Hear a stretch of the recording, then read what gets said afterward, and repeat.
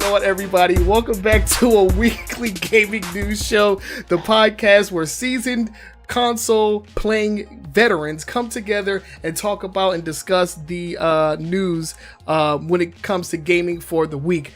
This is episode 118 for the week ending September 15th, 2018, and we are your hosts with the most. My name is Trenell, and as always, I am here with the homeboy Todd, but we got ourselves a special guest in the house, y'all. Oh, yes, with the face cam. What's good? I'm hyped. Hey, I'm hyped right now. What's good? Hey, what's up? What's going on, Todd? Oh, man. For those of you that don't know, O is a longtime friend of the podcast. He's part of the YTOS, which is our personal YouTube channel. He also has his own YouTube channel, Infinite Inventory, which similar to us talks about gaming news, but does it in a more streamlined, more comedic style. I love the show. I can't wait for their season 2 to start. But yeah, man, how has everybody's been? I think we like to do is just talk about each other's weekend. So how was you guys' weekend? It's all right. It's all right. It's all right. It's all right. It's all right. Yeah, that's O for you. We're not gonna get anything else out of him on that topic. I've been playing like a lot what and just been like, you know. Oh, what you playing? Well, that's another thing we like to do. What you playing? I mean, obviously, I'm playing Monster Hunter on PC. Of course. Yeah, leaving me behind. I got to catch up. Too. All right, we'll get you. All right, we'll get you there. It's fine. But Dragon Quest came out. Super amped for that game. It's refreshing. I think the last time I had a refreshing experience like that is Batman. What was it? Arkham City? Not Arkham City. Was it the second one or the last one? Arkham Asylum. Oh, the first one. But, yeah. It was like because I was in like in a slump of playing like so many MMO games and everything else and whatnot, and that's what I normally play. And when I started playing this, I was just like, holy I really am enjoying this game. And it's so classic. It just reminds me of home. So that's just mostly what I've been doing. That's what's up, man. Yeah, I have never touched a Dragon Quest game ever in my life. So don't worry about it. It's so don't play. See, O is that one friend that will not encourage you to play a game that you don't want to play. But you haven't played Dragon Quest? Like, what the hell is wrong with you? Yeah. O was gamer. O was not that guy. He's like, yeah, don't play it. Like, don't play it. I mean, it's not everybody's cup of tea. Right. It's whatever and stuff. So it's fine. It's a hardcore RPG than anything. Okay, cool. What about you, Boogie? What you been up to? Well, this weekend we just did family weekend, and I did swim practice and that stuff. My weekend's been pretty shitty because Sony, after they tripped me, they decided to kick me in my teeth. So as you may know, I can't play Marvel's Spider-Man, the glorious Spider-Man, like everybody else, on my expensive $400 paperweight, the PS4 Pro. I keep getting this error message. There's a software crash.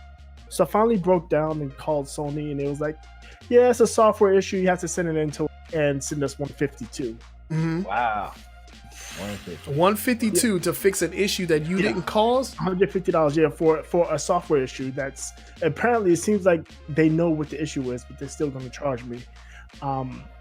So I'm a little bit tight over that right now. No, I personally would not know what to do if that ever happened to me, dude. I might have to throw hands if somebody told me, pay me to fix an issue you didn't cause. To be quite honest, it'd be more cost effective for me to take the PlayStation, trade it into GameStop, and get another one than it would be for me to send them $150, and it'd be faster. Yeah, that's very true. That's very true. The last time I had an issue like that, I was talking to somebody who sounded like they were like 18 years old, right? And I was like, listen, I have consoles that are older than you and they still work. You're not going to tell me, and like I've dropped these consoles down flights of stairs and they still work. Okay, so you're not going to tell me that a software issue I'm going to pay for that. No, you're going to fix it. I was like, get me to somebody that is higher than you, because you're not the one. I think I'll probably do it this week. I'm gonna take it under the guys that I want one of the collector's edition PlayStations, and I'll let GameStop deal with the issue. Mm-hmm. Hey man, that's how you got to do it, man. Back in the day, I'm not condoning this in any way, shape, or form, but if at any time I wanted a brand new controller, I would take mines in, and like this is before they really were like scanning like the actual barcodes on the controller because they were used. They're all used. So if I wanted a brand new used a different style used controller, I'd be like, yeah, this one doesn't work. It would be mine, and then I would just like trade it in, blah blah. Free controller. I'm not condoning that in any way. Children of the world, please do not follow my example. Be better than me. Sonny's in the building, everybody, making all types of noise in the background. Everybody say what's up to Sonny. He is our mascot, and he also hates me. And that's the case with him. Let's go ahead and move on with the show. We're going to get into our weekly icebreaker. Yes, Sonny, we're going to get into it if you would give me a chance. The icebreaker is just a question that we like to ask between the two of us, well, the three of us today, to get a sense of where we are on certain gaming related topics. And since O is our beloved guest, and yes, I do mean beloved, we're gonna let you introduce the icebreaker. So O, why don't you take it away, my guy? Fine, with pleasure. So I brought this up, and I thought I had fun with it before with a lot of friends. But the question is, for the icebreaker, what game would you rename, and what name would you give it? Okay, so basically, take a game and give it a new name. Yeah, basically. Okay. For me, I always had an issue with the name of a particular franchise, Vector Man, right? Vector Man is a classic franchise. It's like Mega Man style, except the character, he's made out of balls. Right. I always wanted to call it like Mega Balls or something like that. Like and it's so funny because when you die, the balls like bounce all over the screen. Yeah, it's so funny. So I always wanted like the name to be like, you know, around like balls for some. Pause on that, by the way. But I thought it was funny. So that's a game that I would rename. What about you, Boogie? I got a couple. Okay. The first one is actually where I first met you and Manny and all you guys. Gears of War. Yep. And I would rename that to Roadie Run Adventures. Roadie Run. Oh yeah, the Roadie Run, boy. Yeah. That's how you get around, right? You run a shotgun. Yeah, oh yeah, that's all. Oh my god, dude. And the other one is Madden. Madden football. I would rename that to Copy and Paste Football, whatever year. Mm-hmm. Copy and paste. Yeah, that's all they do. They copy and paste. Exclusive rights 2019. That's what I would call it. These guys are freaking crazy. All right, what about you, O? What's some games that you would rename? So I was laughing about the latest BlazBlue that came out because I was BlazBlue. BlazBlue, man. Arc System Works. Them and Square Enix. They need to learn how to name games. Yeah. Well, that, but I was just like, nah, I wasn't with the whole DLC jump, so I was all like, I was talking about the new one for the BlazBlue. Oh, with the cross tag battle? Yeah, cross tag battle. All right, so what would you call it? And I was like, BlazBlue, same shit, pay more. Pretty much. That's the game where like half of the roster is paid DLC.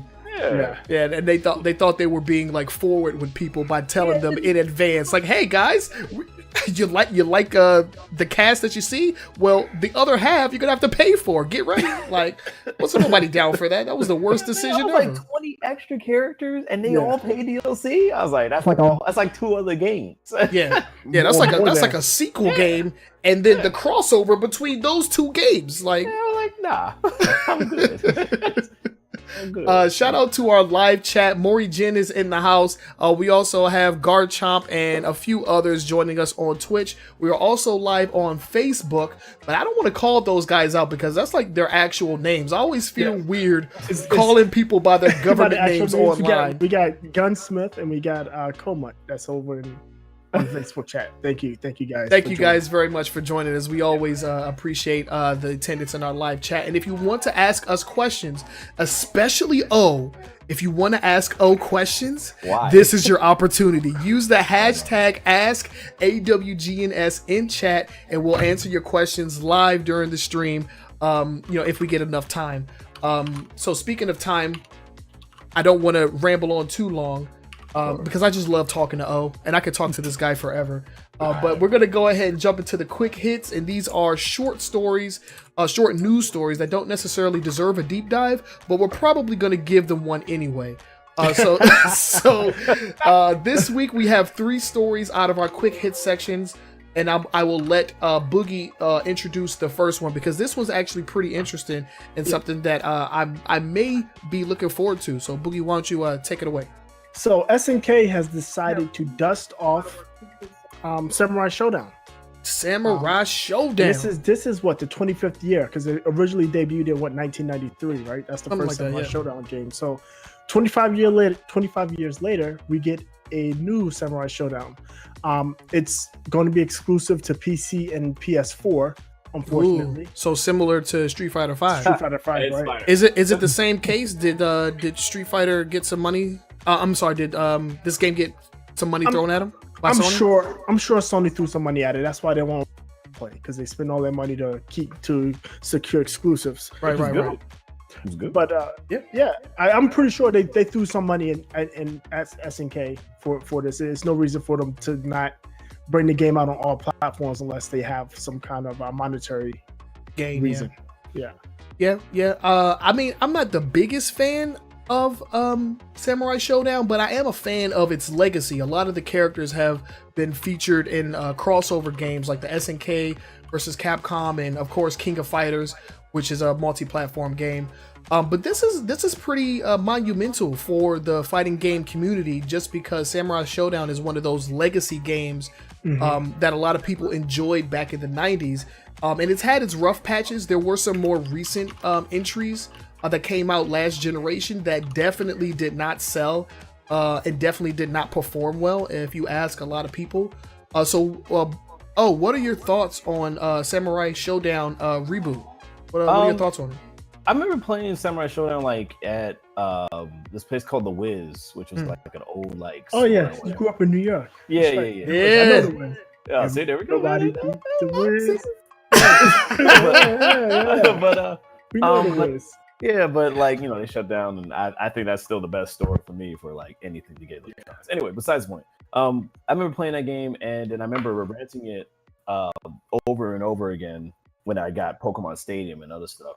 And then I remember playing it a little bit when I came out to college and stuff. So a lot of the times for me for that game, I always felt like that game was like more of like the novelty game. You know, like something like where, you know, if you played Mortal Kombat, you didn't play it seriously or something like that. Like, so something you would just fall back on, like a casual fighter, not like something and that you would like try to compete in.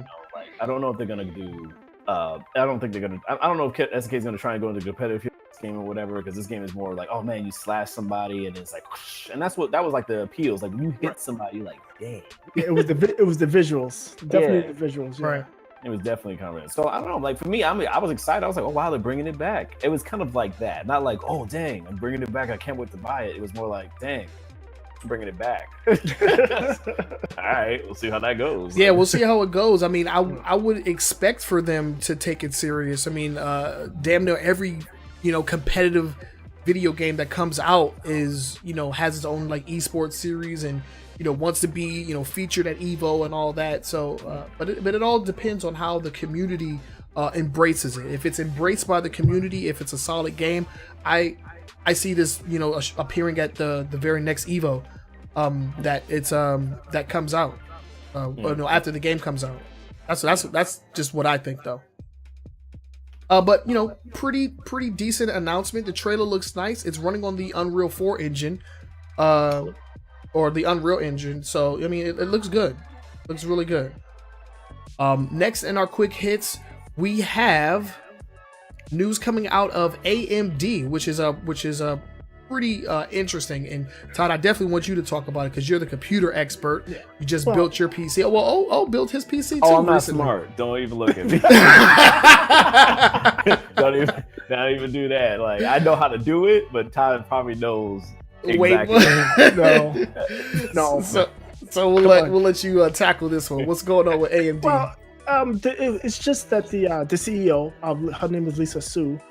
She was talking with CNBC analysts, talk about the future of AMD. She's trying to pump up the stock prices. Mm-hmm. We got stuff. We selling a lot of stuff. Buy our stock. That's what basically she's saying. But a couple interesting things came out of her mouth. Namely that they were working with Sony and Microsoft on their next generation consoles. Okay. And they specifically said we're working with those makers on the special sauce for their consoles. She threw in some key keywords, some key buzzwords, like cloud computing, cloud gaming. Actually, she threw out there. And other than that, she just really talked about the company as a whole. But I found it interesting that she threw in the fact that they were actively working with Sony and Microsoft. And I think we reported on this, this past winter, that there was rumors that Sony has started working with AMD on new chip architecture. Okay. So, I mean, if she's talking about it, usually when they start talking about like this type of stuff, especially on the investor show, you can expect to start seeing the investors should start expecting to see returns within 18 months. Hello? Yeah, buy some more stock real quick. We may be making a move. Pretty much. I mean, this is pretty interesting. I mean, it pretty much confirms that there will be a next generation of consoles, which was hinted at, when Sony said that they were working on a new console, and then Microsoft has been like sprinkling little hints like here and there that they're working on new iterations of the Xbox brand. So this isn't surprising. It just means that, that 2-year mark, this is where we at. In about 2 years, we should start seeing, seeing actual hardware. Right. Which is interesting. At least an announcement. Or an announcement, yeah. Right. So, it's pretty... Somewhere. Yeah, of course. But this just goes to show you, because it was like, as far as I'm concerned, it was up in the air whether we would have a next generation of like actual consoles, especially from Nintendo. I'm sorry, from Sony and Microsoft, considering they were doing this like modular upgrade during this generation. So, What's interesting is I've heard Microsoft indicated that when they do move into the next generation, the current console, not all of the current consoles will be obsolete. Don't necessarily know what that means. I don't know if it just means the high end, the X, or if it means the S and the X will be able to play it and the OG one to be left out. Unsure. But they did mention that we won't be left behind. Right. Because if anything, the next version will be backwards compatible and probably not with all 3 current versions, but that's to be expected, Yeah.